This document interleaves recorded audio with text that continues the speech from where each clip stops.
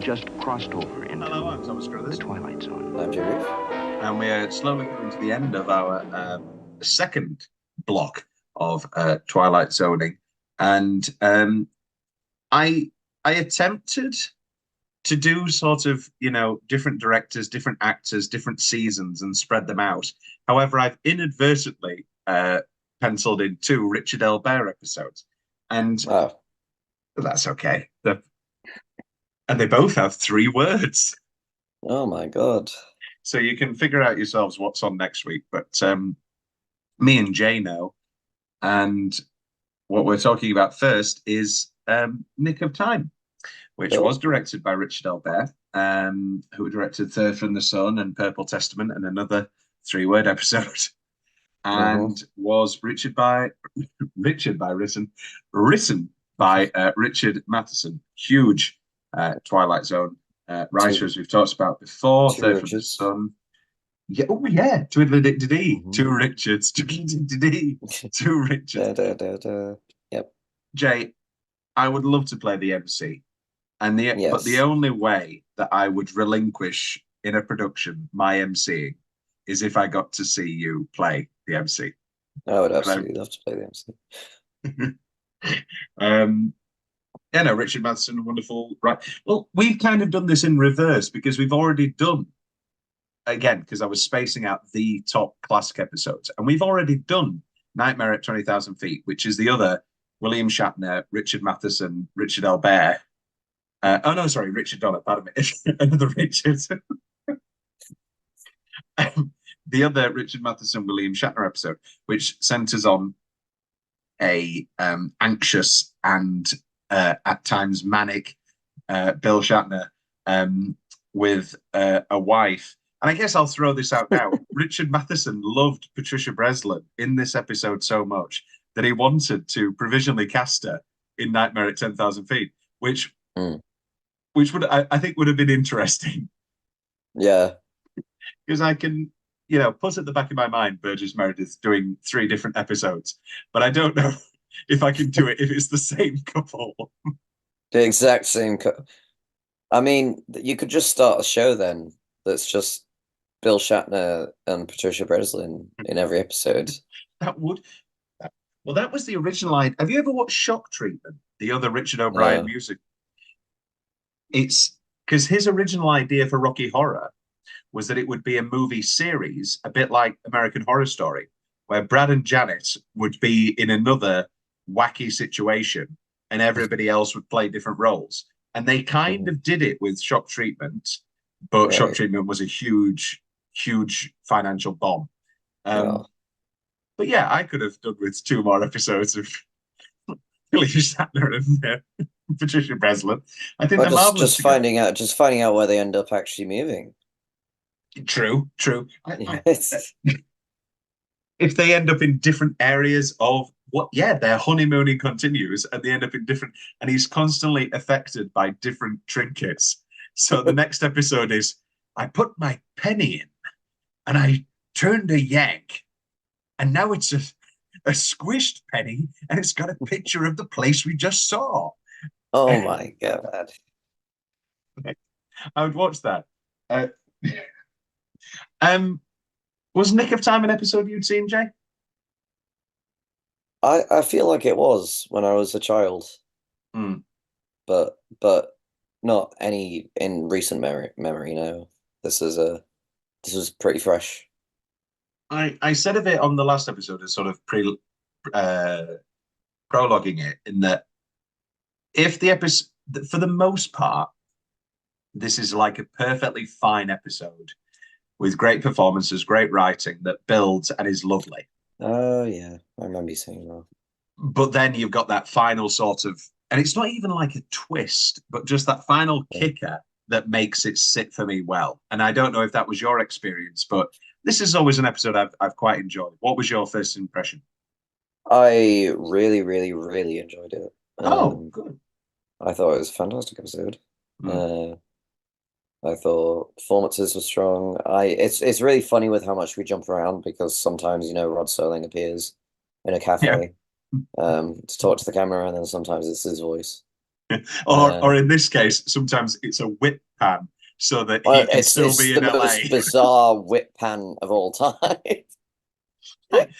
we just did Static or whatever, where he's in the same shot as that old man, and it so beautifully slowly moves, and he's there, and then you get this where it's like, I can't make it out to LA. Anyway, they missed a trick with him being sat there the whole episode. For real, he could have just been sat having his iced coffee that I thought was Coke for half the episode. That would be good. We get this. I wrote this of the episode, but I did my top 15s or whatever I did all those years ago in Christopher Court.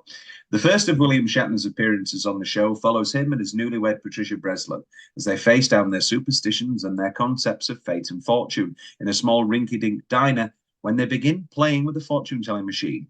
What starts out as a whimsical tale swiftly becomes a tale with much more depth than one could ever imagine, with concepts of morality and trust and honesty coming to the surface in a piece that simply begins with a few simple cards that ended up telling the truth.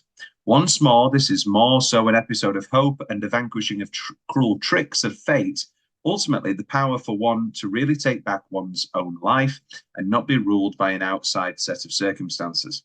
Shatner and Breslin are superb in Matheson's simple story and bring to light all the pain and suffering that can be brought along by the future becoming more powerful than the present. Now, we don't often go, well, no, we do all the time. But what is your person? Because I am infamously somebody, I've dated, multiple women who have been into, not superstitions, like what's it called? Where it's like, like horoscopes, that's what I'm trying to say. And I always say, kind of rudely, I guess, in these relationships with women I want to spend my life with. But I say sort of, it's like, but at the end of the day, darling, you're taking what you want to take and you're not taking what you don't want to take. I would see her reading these 4 things and she'd be like, you're going to have a successful day in something you didn't think. And then the next one would be, today's a day to be cautious. And she'd be like, well, that's great that I'm going to be successful. I was like, I could see it like real time. Yeah. And what's your relationship, Jay, with that sort of, with horoscopes, with what's the app called that they all have? I know which one you mean. Yeah. But I've I don't know. Possibly too negative, possibly too pessimistic, but that's never been a sort of part of my world. Is it a part of yours? I mean, I'd say so, but less relationships, but more like my mum and her friends. All right, yeah. Because she likes doing tarot card readings and stuff like that. That's another. See, I got tarot once when I was in Philadelphia I'd just been through a terrible breakup, and they did like 5 cards, and then the 6th one was, you're trying to deal with something that you haven't gotten over yet. And they all went, oh, and I was like, oh, come on. But what about the first 5? It's like, and I genuinely, unless it's violent, I have no issue with religion or superstition or horoscopes or faith if it is bringing people interior happiness. And I think this episode does a really good job of taking sort of superstitions on a level that we don't see on the same level as faith or religion. But if we're being atheistic and, negative or whatever, it's the same thing. We're believing in something that quote unquote doesn't exist. And superstitions are a more socially acceptable. Well, no, religion is obviously more. But anyway, you know what I'm saying? It's like something that we pass off. It's such a great subtle episode with the rabbit's foot, with the 4-leaf clover, and it just builds and builds and builds and builds. And I love that not one of the cards ever reads, ever is too exact, so that we can completely believe Patricia, and we can completely believe, well, to some extent, well, we're on William Shatner's side a lot more because we're in a Twilight Zone episode. Yeah. And so at the back of our mind, we're thinking, yeah, it's a demon. Yeah, it's a demon fortune teller machine. When's this nagging wife going to catch on? I mean, it's a very spooky looking fucking. What even is it? Like a handkerchief holder type? Well, she says it's a napkin holder. Yeah. So Richard Matheson got the idea, as most writers do, from they just saw a load of these sort of napkin holders. And they thought, okay, all right, there's your idea. And then the props team put the devil's head on it, which is obviously the clincher. And I'm not going to make the argument that that's too on the nose, because you're dealing in a 25-minute format, and it is just that right amount of unsubtlety, shall we say. But it opens very simply. We open with the talk of the promotion. They're going to have dinner whilst the car's sorted. It's, he's wearing his nice polo. It's all nice. And we get just one subtle, when they're about to be split apart by the pole, and bread and butter, and that first superstition, and you go, okay, all right, so this is what we're dealing with here. And then they come in, and it's kind of on the nose how perfect a couple they are. They put the jukebox in, and they're dancing, and I thought we came in here to eat, and they're dancing, and it's all wonderful. And then we see this winking devil with the mystic seer. And we get the wonderful sailing opening. The hand belongs to Mr. Don S. Carter, male member of a honeymoon team en route across the Ohio countryside to New York City. In one moment, they will be subjected to a gift most humans never received in a lifetime. For 1 penny, they will be able to look into the future. The time is now. The place is a little diner in Ridgeview, Ohio. And what this young couple doesn't realize is that this town happens to lie on the outskirts of the Twilight Zone. And there's not necessarily enough in that opening teaser for us to grasp on to what the episode's going to be. How did you think it was going to develop, or were you just along for the ride? I mean, I think I saw however Amazon describes the episode, which I think was a pretty basic way. Let me find it real quick. But anyway, I, from the start of the episode, was kind of suspicious, obviously, of the guy that owns the cafe, because how many times has it been in this show that there's some mystic man that he's the devil? Matthew Weiner, we both love Bad Men, and Matthew Weiner does the commentary on the Blu-ray, and he says, he compliments how sort of Serling takes or Richard Aubert, Richard Matheson, that they don't take the easy route of making him this evil. Why don't you sit on the booth over there? And that me too, especially because like he kind of looks like, if you put some horns on him, he probably is the devil guy.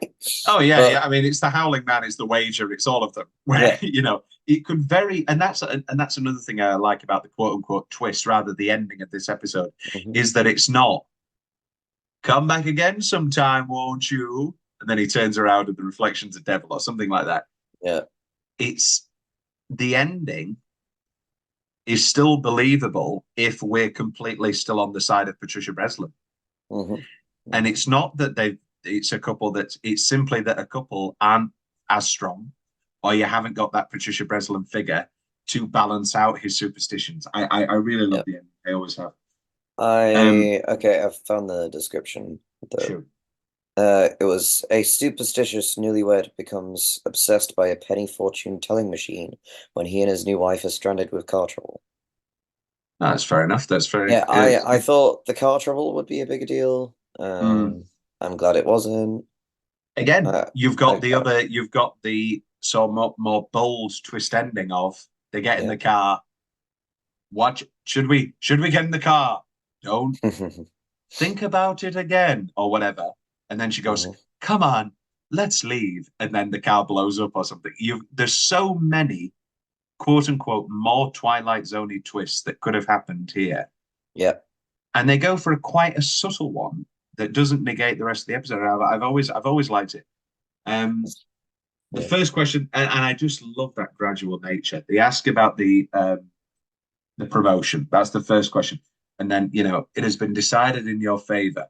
Subtle enough. Calls main. Well, I was going to call anyway. And again, it's all gradual and believable. Yeah, he probably was going to call about the promotion. Yeah, the first card is subtle enough. And we get the rabbit's foot on the keychain and she's playing with it. And the episode kind of does in its editing and music, kind of play its hand a little bit early. The first zoom into the winking eye. I'd probably cut that and I'd probably have a little bit more of a leaning in to the nefarious possible nature of the mystic seer. Yep. But and then we get this contemplations on staying or going. And, and Patricia Breslin's saying these aren't specific at all. And, I keep saying Patricia Breslin, Pat and Don. It doesn't, it's just like, a moth to a flame calling a character Don and then having the Matthew Weiner be the commentator on the episode. Yeah. And then we get these contemplations of, well, why was it so specific? And then it wasn't specific at all. And Matheson in his writing does an excellent job of never making it too specific and balancing out. Was this one of the ones you watched with Olivia, or did Olivia just watch To Serve Man? She was kind of half asleep during this one.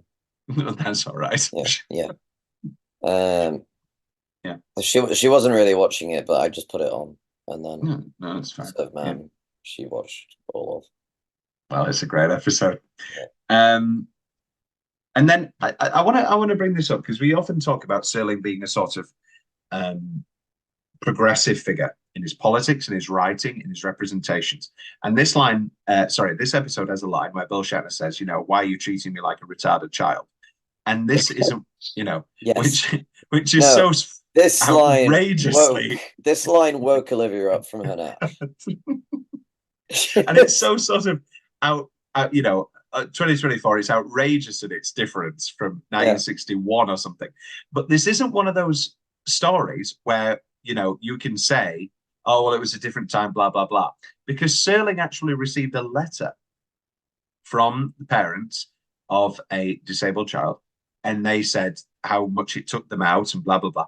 And Serling replied and said, I didn't write the script personally, but Richard Matheson is an incredibly intelligent writer, and he would never do something to be unintentional or discriminatory or anything like that. And he said personally that he would never allow such language or anything so, flippant to be used in any of his shows again. And it's like, I don't want to be that guy who, pats people on the back for doing, secondhand service. But Rod Serling in 1961, I mean, the care and consideration, and for what is, not to negate these parents' feelings, is a very throwaway line in 1961. It's not an outrageous representation. It's not anything like that. But Serling's just craft, care, consideration, political leanings, so very forward-thinking. And even in just a quote-unquote small episode like this. And then we get this near hit with the car. And again, it's that thing of watching it again. Oh, you're rolling your face. Go on. So, I mean, this is the point of the episode, is that it's all superstition anyway. But, I wonder what happened if they did leave at, 2:15. It's like, would it take them 45 minutes to walk to where they almost got hit by the car? It's my question. Watching it multiple times, you can see kind of, I don't think they've put that much, this is 50 episodes, dedicated to how much care they put in. But I don't think they put that much care into the blocking. And it does at moments look like William Shatner, in his stress and anxiety, is kind of rushing in front of the car almost. Yeah. And again, you've got that thing of, if you tell somebody 100 times that they're going to slip on the way out of their house, So part of that's going to inbred, ain't going to get in there. And that lovely sort of, again, there is nothing, it's not like, well, I guess you could say that the weather, but I don't know. It's going, is it going to snow at 3 o'clock? It starts snowing. Everything is subtle and believable and builds this incredible tension. And then It's when great. they come back, yeah. I mean, like, I've never seen anyone slip on a banana peel. Have you? No, I haven't. Not yet. Not yet. I think we should put this in the film. If nothing else. And then we get an ad break, and it's that great ad break. He looks and it's 3 o'clock. And he go, oh, okay, all right, yeah. Just enough to tip him over the edge, just enough for Patricia Breslin to maybe get close. And then they come back into the diner, and someone sat in their booth.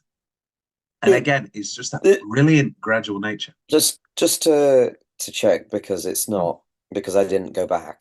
It's not the same couple that come in at the end, is it? No, it's two elderly women. Cool. So again, it's two elderly women who they're not going to ask. Yeah. And no, they're just going to stand there and stare at this. Yeah. And another great moment where she goes like, oh, well, we can use this machine. And somehow, even though they're all identical machines, he has got it in his head. No, oh, well, let's just, no, I've got to use this machine in that booth. And it builds and it builds. And they start, and now Patricia Breslin's turning and she starts mocking and it's like, oh yeah, very precise. And she's like, she's snapping a lot more now. But then, just in time, Richard Matheson, he knows his beats, just in time for that. Will the car take 4 hours? No. All right, sure, let's go check. They don't need to check because the mechanic comes in. And was there ever a point in around this part of the episode, Jay, where you thought that the twist was going to be it is real or it's not real, or did you think it was going to remain ambiguous? I didn't.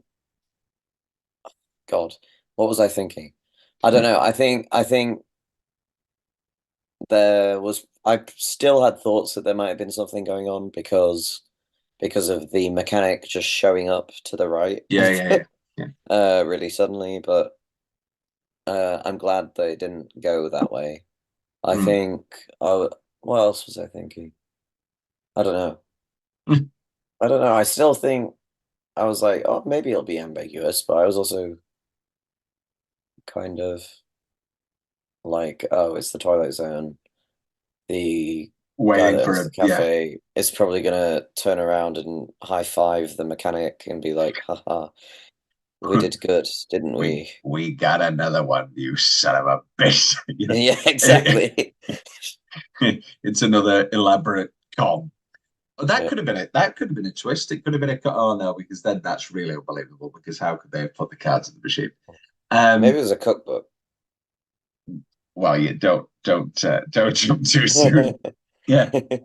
Unfortunately, they're only ordering sandwiches, so they don't have to worry about that. And then it builds and it builds and it builds, and finally Pat snaps and she goes, "It doesn't matter whether you can foretell the future. What matters is whether you believe more in luck and in fortune than you do in yourself. You can decide your own life. You have a mind. You have a wonderful mind. Don't destroy it. Try and justify that cheap, petty fortune machine to yourself. We can have a wonderful life together. We make it wonderful ourselves. I don't want to know what's going to happen. I want us to make it happen together." And we get into all these sort of moral questions of, would you rather know how you were going to die, or would you rather know when you're going to die? And just endless questions that can plague a relationship. And it's about that fundamental switch between, am I going to let this affect my relationship, or am I going to take caution to the wind? Are you somebody, Jay, who likes to take caution to the wind, or are you somebody who does worry about what's coming? And are you a worrier, or are you a go-aheader? I used to be more of a warrior, but I think I guess I'm more kind of, oh, it'll be fine. Yeah, I'm It's never that serious. You've got it, and that's obviously the episode of the moral of the episode, the morality of the episode. And it's all, yeah, it's all in that weighing up. Is it worth it in the end, or is worrying about death and how things are going to go to such an extent that you end up forgetting to live? And like what, the great John Lennon, life is what happens to you when you're busy making other plans.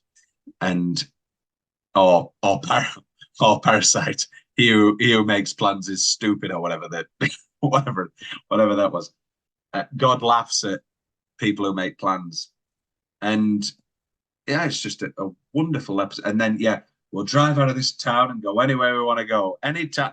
I do find funny that even though he's made his decision, I'm not going to have my life dictated.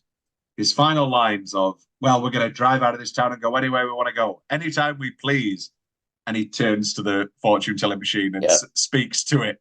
Anytime we please. It's like, okay, so you've decided that the fortune teller is not going to rule your life, but you are telling the fortune teller before you go, anytime we please, leave us alone. Yeah. And then we get this great sort of, it's not even a twist, it's kind of an inevitability ending of the couple arriving, they're weathered and their ties are loose. The wonderful Walter Reed and Dee Carroll. And both of them are just so incredibly haggard. And you go, all right, what's happening here? And then they start putting coins in the machine. And again, how did you read that ending? Are you reading that ending as the fortune teller is bad? Or are you reading that as they have a problem in their relationship? They don't have the balance. Because if Patricia Breslin, as Pat, was perhaps a bit more loose or a bit more into his superstitions, then they can just feed off each other and they would end up like they would. Yeah.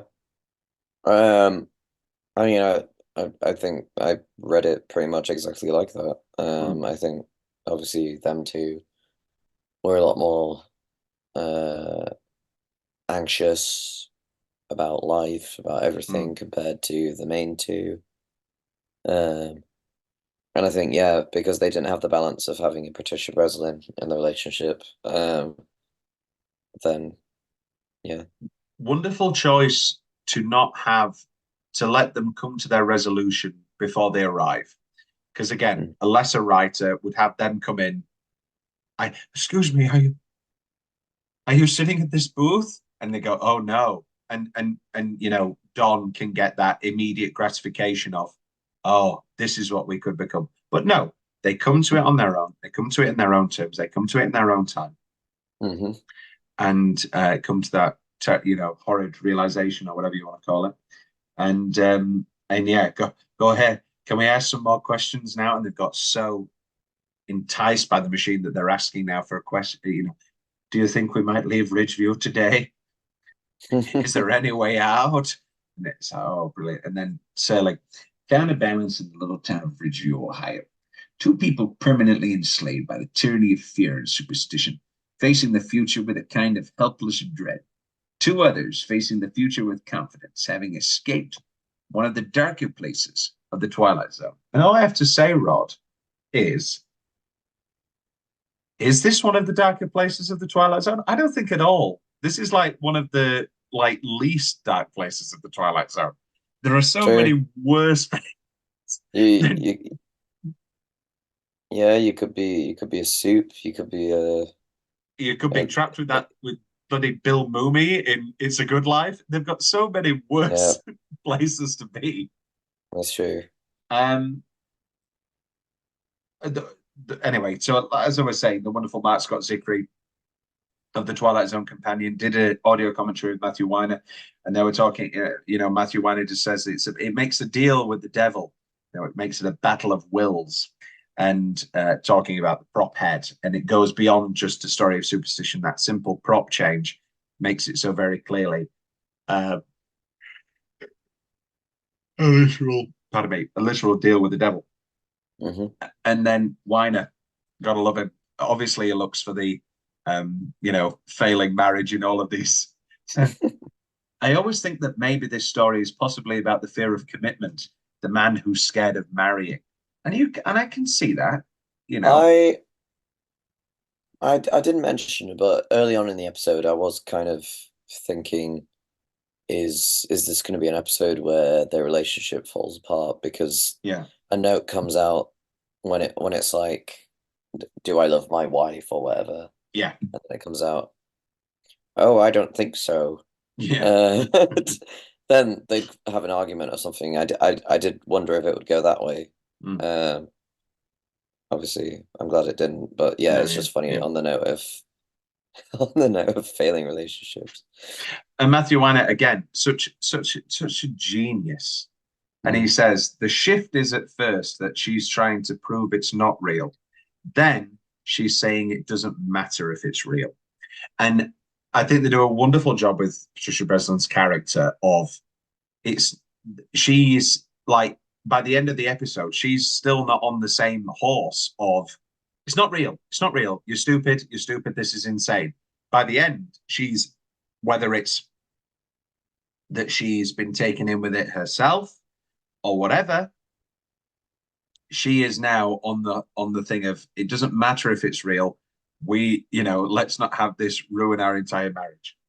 And again, just ingenious writing, ingenious performances. Let me send you now the I've sent you it. Okay. Where are we putting Nick of Time? I very much enjoy it, but I don't know if it's maybe high. I think it is it higher for me than A Stop at Willoughby? I think it might be. Yeah, I'd say so. Is it higher than Perchance to Dream? I don't think it's cracking the top 10. No. I think a new number 12. Yeah. I couldn't agree with that. Yeah. And then we're back next week with another 3-word Richard Elbert episode, which obviously we both revealed already, which is To Serve Man. And it's one of maybe the most, is it the most famous Twilight Zone episode? I have no idea. I mean, it's up there. It's got to be up there. It's up there. I think After Hours is also pretty famous. Yeah. Oh, which I realize we haven't even done yet. We haven't done yet. Such a freaking incredible episode. Yeah. Anyway, we will be on with To Serve Man next week, or for me and Jay in 10 minutes' time.